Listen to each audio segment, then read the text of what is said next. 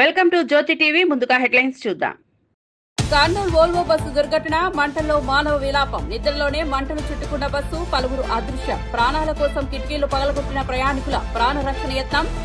ప్రమాదంపై ప్రభుత్వం అలర్ట్. విచారణ ఆదేశాలు, పరిహారం ప్రకటింపు.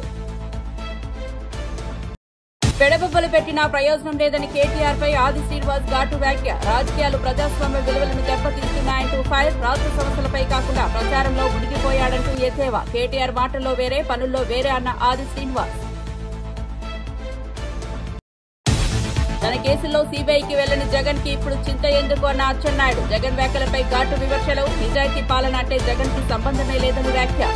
నకిలీ మద్యం కేసుతో దృష్టి మళ్లిస్తున్నాడంటూ ఆరోపణ. మెల్బోర్న్ వేదికగా తెలంగాణ గ్లోబల్ లైఫ్ సైన్స్ లో దిశలో అడుగు. 2030 నాటికి 1,00,000 కోట్ల పెట్టుబడుల లక్ష్యం ప్రకటించిన శ్రీధర్ బాబు. ఆజ్ బయోటెక్ వేదికపై తెలంగాణను హెల్త్ హబ్ గా చూపించిన మంత్రి. అంతర్జాతీయ వేదికపై తెలంగాణ ప్రతిష్ట పెంచిన శ్రీధర్ బాబు. ఇక వార్త వివరాల్లోకి వెళ్తే, ఆస్ట్రేలియా మెల్బోర్న్ లో జరుగుతున్న ప్రపంచ స్థాయి ఆజ్ బయోటెక్ ఇంటర్నేషనల్ కాన్ఫరెన్స్ 2025లో తెలంగాణ పరిశ్రమల ఐటీ శాఖ మంత్రి దుద్దిళ్ల శ్రీధర్ బాబు ప్రధాన అతిథిగా పాల్గొని కీలక ప్రసంగం చేశారు.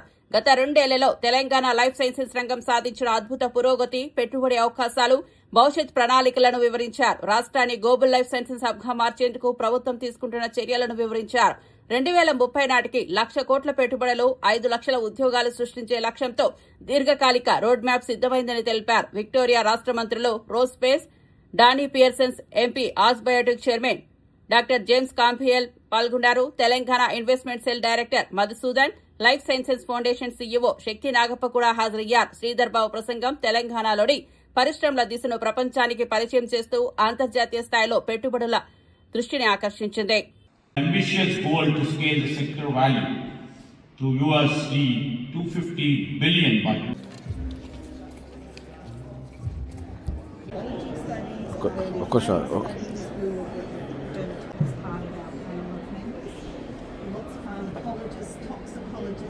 able to then have all the right people around the table. Yes, BioAsia, like you said. Well, we're trying to pull together an Australian delegation. we are That's planning great. with Monash too. Yeah, fantastic. Thank you for putting Hyderabad on this stage. We just heard all about Telangana. Liberty just a thing or two. I think it blew away the Oz Biotech group because this is a partner edition and representatives of the community. That future, let Australia and Telangana and India stand shoulder to shoulder to create, curate, innovate for humanity. I thank you for inviting me over here on behalf of our government of Telangana. I thank once again the organizers of this Auspire. Thank you. Thank you. Jai Hind, Jai Telangana.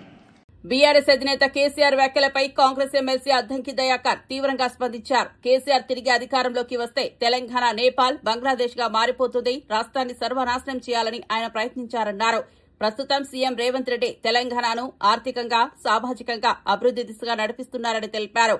KCR చేస్తున్న విమర్శలను ప్రజలు పెద్దగా పట్టించుకోవడం లేదని వ్యాఖ్యానించారు. BRS నాయకులు కాలేకేయుల్లా వ్యవహరిస్తున్నారని, ప్రజలపై దాడులు చేస్తూ తమ బలహీనతలను దాచే ప్రయత్నం చేస్తున్నారని ఎద్దేవా చేశారు.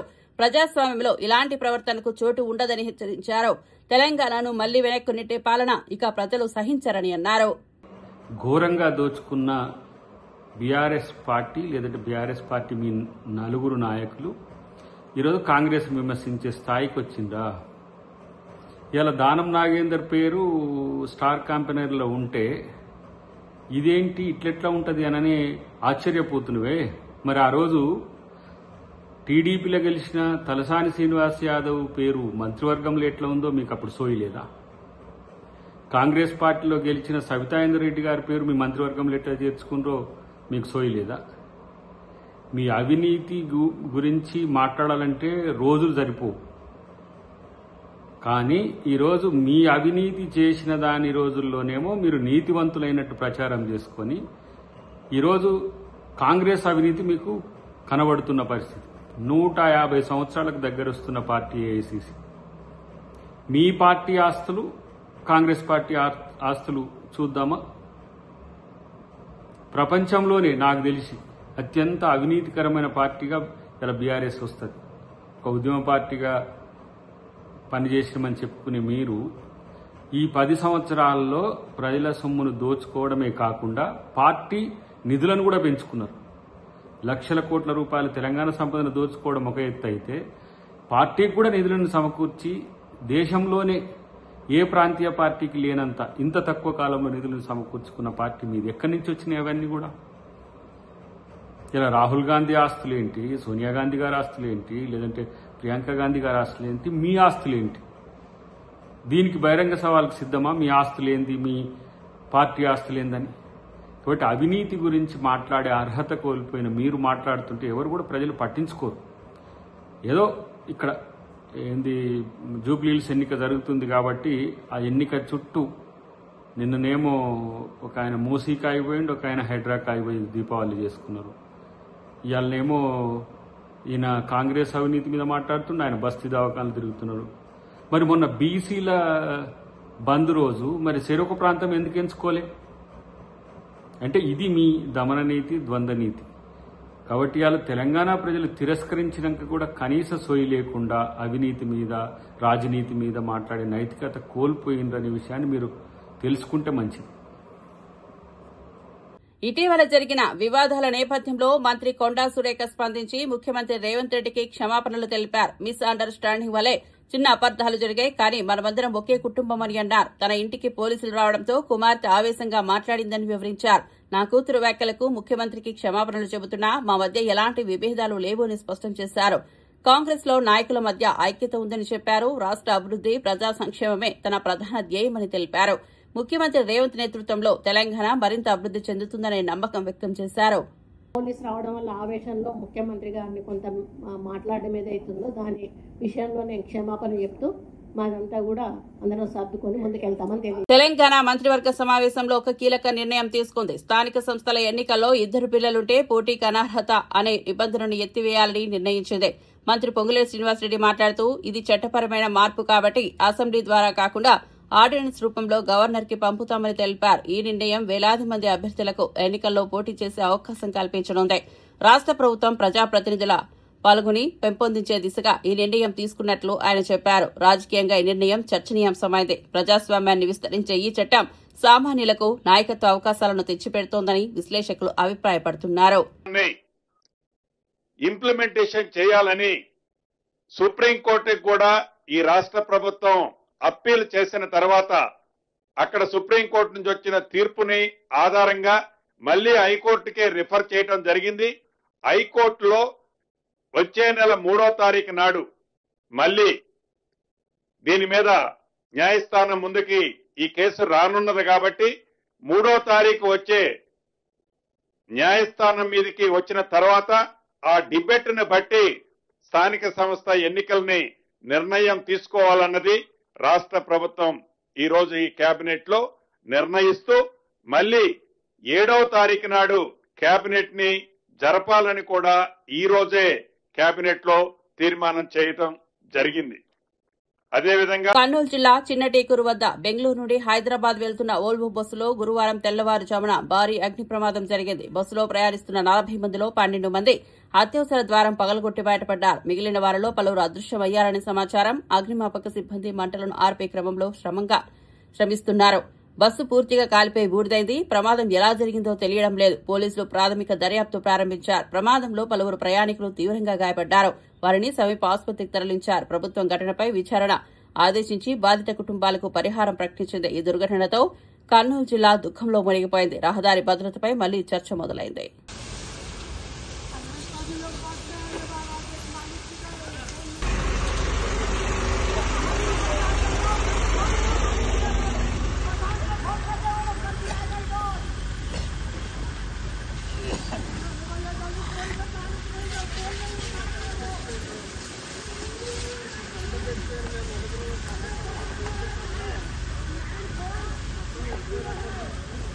బీఆర్ఎస్ నేత కేటీఆర్ పై ఆది శ్రీనివాస్ తీవ్ర వ్యాఖ్యలు చేశారు. పిచ్చి కూతలు కూసినంత మాత్రాన నువ్వు పెద్ద మొగాడువేమీ కాదు, ఎన్ని బొబ్బలు పెట్టినా ప్రయోజనం లేదంటూ వార్నింగ్ ఇచ్చారు.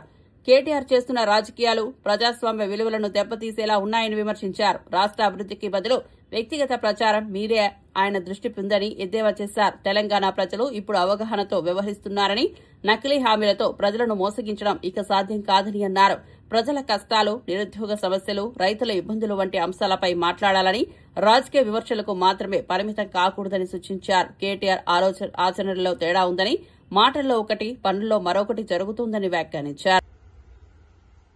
మా ముఖ్యమంత్రి పైన మీరు పిచ్చి కూతలు కూస్తున్నది ప్రజలంతా గమనిస్తున్నారు. పిచ్చి కూతలు కూసినంత మాత్రాన నువ్వు పెద్ద మగోడివేం కాదని మాట సందర్భంగా చెబుతూ, మీ బతుకులు, మీ తండ్రి గారి పరిపాలన మీరు చేసినటువంటి బతుకులు ఇప్పటికే ప్రజలు గమనించిండ్రు. మీకు ఫామ్ హౌస్ కే పరిమితి చేసే తీర్పు ఇచ్చినప్పటికీ కూడా ఈరోజు మీ పరిపాలనలో సీనియర్ నాయకులను పక్కన పెట్టి రిటైర్డ్ అయినటువంటి ఉద్యోగులతో పరిపాలన చేసినటువంటి మీరా ఈరోజు మాట్లాడాలని చెప్పనమాట. పోలీసులు పట్టుకొని ఏం పీకుతున్నావు అనే మాట అంటున్నారే, వెయిట్ చేయి, సమయం వచ్చినప్పుడు ఏం పీకుతారో నీవే చూస్తావన్నమాట సందర్భంగా చెబుతూ, ఈరోజు ఇంత నిర్లజ్జగా పలచనగా మాట్లాడేటువంటి భాషను మానుకోమని మా కాంగ్రెస్ పార్టీ పక్షాన్ని అనేక సందర్భాల్లో చెప్పిన భాషను మార్చుకోకుండా ఇష్టానుసారంగా మాట్లాడేటువంటి మాటలు మీరు తీవ్రంగా ఈ సందర్భంగా తప్పుపడుతున్నమాట సందర్భంగా చెబుతూ, ఈరోజు మా ముఖ్యమంత్రి గారు ఓ పద్ధతి ప్రకారం పరిపాలన సాగిస్తున్నాడు. ఈరోజు మీరు ఓ దళిత ఉప ముఖ్యమంత్రిని బర్తరఫ్ చేసి మానసికంగా మీరు ఆనందం పొందిన పరిస్థితి ఆ రోజుల్లో అయితే, మంత్రులు హోంమంత్రులు మీ ప్రగతి భవన్కి వస్తే రాజులా గడిలా కట్టుకున్నటువంటి ఆ భవనం లోపల రానియకుండా అవమానపరిచినటువంటి సందర్భం మీదైతే, మా ముఖ్యమంత్రి గారు ఉప ముఖ్యమంత్రుల్ని, మంత్రుల్ని, ఎమ్మెల్యేలని అందరినీ కూడా గౌరవిస్తూ కలుపుకొని పోతూ ఈ రాష్ట్రాన్ని ధ్వంసం చేసి అవినీతి అక్రమాలకు 1000 కోట్లకు పడిగెత్తినటువంటి ఈ రాష్ట్రాన్ని ఓ పద్ధతి ప్రకారం గాడినొట్టి అందరిని కలుపుకొని ఈరోజు నువ్వు ప్రభుత్వాన్ని నడుపుతా ఉంటే ఎందుకు మీకు ఈ కండ్ల మంటని అడుగుతా ఉన్నా. ఓవైపు మీ సొంత చెల్లి అడిగిన ప్రశ్నలకు ఇప్పటికి జవాబు చెప్పలే. ఈరోజు మీ సొంతింటిలో నుంచి, మీ సొంత పార్టీలో నుంచి మీ సోదరిని మీ తండ్రి గారు గెంటేస్తే ఆమె ప్రశ్నలకు సమాధానం చెప్పరు. ఎందుకు గెంటి వేసారో కూడా చెప్పని పరిస్థితి. అంటే అవినీతి అక్రమాల ద్వారా వచ్చినటువంటి డబ్బు పంపకాల్లో తేడానా అని చెప్పని ప్రజలు అనుకుంటున్న దానికి కూడా మీరు సమాధానం చెప్పలేక ఈరోజు మా ముఖ్యమంత్రి పట్టుకొని మాట్లాడే మాటలు జూబ్లీహిల్స్ ఎన్నికలు కుప్పిగంతులు వేసేటువంటి ఈ ప్రయత్నాలు తప్ప మరొకటి కాదు. ఏది ఏమైనా రాష్ట్ర ప్రజలు గమనిస్తున్నారు. మీ మాటలను, మీ మాటల గారుడిని గమనించే రోజు ఇప్పటికే మిమ్మల్ని పక్కన పెట్టిన సంగతిని ఒకసారి గమనంలోకి తీసుకొని రాబో రోజుల్లో రాష్ట్రాన్ని అన్ని రంగాల్లో కూడా అభివృద్ధి పథంలో తీసుకొని పోయేటువంటి కార్యక్రమాన్ని మా ముఖ్యమంత్రి గారు చేస్తారు, ముందుకు తీసుకుని వెళ్తారని చెప్పని ఈ సందర్భంగా తెలియజేస్తా ఉన్నాను. హైదరాబాద్ బాగ్లింగంపల్లెలో జరిగిన అవంతి విద్యాసంస్థల విద్యారంభ కార్యక్రమంలో రాష్ట ఉన్నత విద్యా కౌన్సిల్ కార్యదర్శి శ్రీరామ్ వెంకటేష్ ముఖ్య అతిథిగా పాల్గొన్నారు. విద్యా వ్యవస్థలో సంస్కరణలు అవసరమని, ర్యాగింగ్ మరియు డ్రగ్స్ వంటి సమస్యలను నివారించేందుకు యాంటీ కమిటీలను ఏర్పాటు చేయాలని సూచించారు. విద్యార్థులను కృత్రిమ మేధస్సు రంగంలో నైపుణ్యంగా తీర్చిదిద్దడానికి విద్యాసంస్థలు ముందుకు వేయాలని అన్నారు. ఆధునిక సాంకేతిక పరిజ్ఞానంతో కూడిన బోధనా విధానాలు రూపుదిద్దుకోవాలని సూచించారు. విద్య అంటే కేవలం డిగ్రీ కాదు, విలువలు, ఆచరణలు కూడా కావాలని అన్నారు. విద్యార్థుల్లో సృజనాత్మకత, నాయకత్వం, మానవతా విలువలు పెంపొందించాల్సిన అవసరం ఉందని పిలుపునిచ్చారు.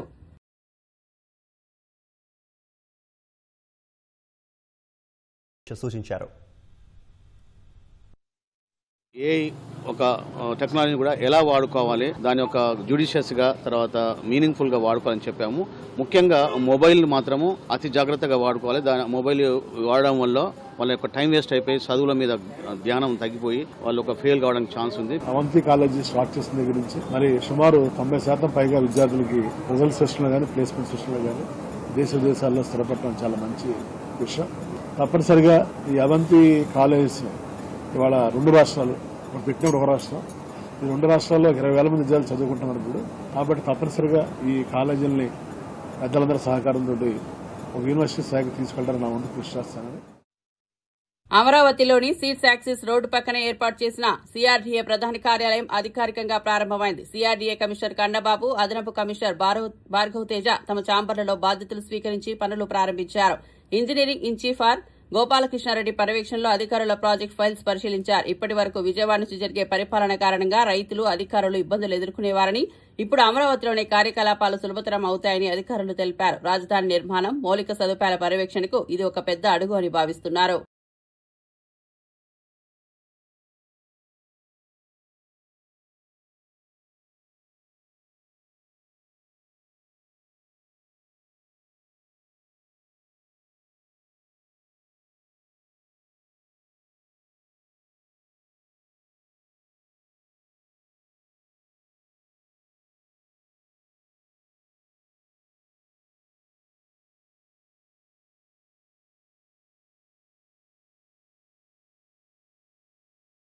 మంత్రి అచ్చెన్నాయుడు జగన్ పై తీవ్రమైన విమర్శలు చేశారు. తన సొంత కేసుల్లో సీబీఐ కోర్టుకు వెళ్లని జగన్ ఇప్పుడు నకిలీ మద్యం కేసును సీబీఐకి అప్పగించినట్టు ఎంత విడ్డూరమో ప్రజలందరూ అర్థం చేసుకుంటున్నారని అన్నారు. జగన్ ఈ మాటలతో ప్రజల్ని తప్పుదారి పట్టించే ప్రయత్నం చేస్తున్నారని ఎద్దేవా చేశారు. నిజాయితీ పాలన అంటే జగన్ కు సంబంధమే లేదు, తప్పుడు ప్రహసనాలు ఆడటం ఆయన అలవాటు అన్నారు. అవినీతి కేసుల నుంచి దృష్టి మళ్లించడానికి జగన్ ఈ వ్యాఖ్యలు చేస్తున్నారని తెలిపారు. శాసనసభలో 15 రోజులు పోరాటం చేశాం, కనీసం ఆన్సర్ కూడా చేయలేదు. కనీసం అక్రమ మద్యం తయారు చేసిన వ్యక్తుల మీద కనీసం కేసు కూడా పెట్టి చర్య తీసుకోలేదు. ఈరోజు మా దృష్టికి వచ్చింది. వచ్చిన వెంటనే కేసులు పెట్టాం, ప్రతి ఒక్కరిని అరెస్ట్ చేశాం, ఇంకా లింకులు ఎక్కడెక్కడ ఉన్నాయో అన్నీ వెతుకుతున్నాం. ఆ రోజు ఎవరైనా నీ పార్టీలో ఉన్నవాళ్ళు తప్పు చేస్తే వాళ్ళకు నువ్వు ప్రమోషన్ ఇచ్చావు తప్ప ఎవరి మీద యాక్షన్ లేదు. ఈరోజు మీ అందరికీ తెలుసు, ఒక సిట్ వేసి రాజకీయాలకు అతీతంగా ఎంక్వైరీ చేసి ఎంత పెద్దవాడున్నా కఠినంగా చర్యలు తీసుకొని ముందుకెళ్తున్నాం. దేనికి సిబిఐ వేయాలో, దేనికి సిట్ వేయాలో అది మాకు తెలుసు. వారు ఏదో చెప్తుంటే రాజకీయంగా మాట్లాడితే సిబిఐ అంటుంటే, ఈరోజు సిబిఐ కేసులు ఉన్నాయి కదా, ఒకరోజు నువ్వు అడుగు. ఈరోజు మద్యం మీద సిబిఐ కేసు, సిబిఐ ఎంక్వైరీ వేయమని అడుగుతున్నావు కదా, నువ్వు ఒకసారి మాట్లాడు. ఎందుకు నువ్వు సిబిఐ కోర్టుకు వెళ్ళడం లేదు? నీ మీద ఇన్ని కేసులు ఉన్నాయి కదా, ఒకరోజు స్టేట్మెంట్ నా మీద ఇన్ని కేసులున్నాయి, సిబిఐ త్వరగా ఎంక్వైరీ చేయండి. 12 సంవత్సరాలు అయింది, ఒకరోజు నేను కోర్టుకు వెళ్ళడం లేదు, అయినా నాకు ఎవడు అడగడం లేదు. సిబిఐ ఏం చేస్తుంది, కోర్టులు ఏం చేస్తుంది, ఒకరోజు నువ్వు అడుగు. అంటే నీ నోరుకి ఏది వస్తుంది, ఏది అనుకూలంగా ఉంటుంది నువ్వు మాట్లాడుతున్నావు. ఇది ఎవరు నమ్మే పరిస్థితి లేదు. బీహార్ ఎన్నికల ప్రచారంలో బీజేపీ జాతీయ అధ్యక్షుడు జేపీ నడ్డా తీవ్రమైన వ్యాఖ్యలు చేశారు. ఔరంగాబాద్ లో జరిగిన భారీ ర్యాలీలో మాట్లాడుతూ ఈ ఎన్నిక అభివృద్ది మరియు విధ్వంసం మధ్య యుద్దమన్నారు. కాంగ్రెస్ పరాన్నజీవి పార్టీ అని, చిన్న పార్టీలను తినేసే సాంప్రదాయం ఉందని అన్నారు. లాలూ ప్రసాద్ నేతృత్వంలో ఆర్జేడీ దోపిడీ, జంగల్ రాజ్ దాదాగిరికి ప్రతీక అని విమర్శించారు.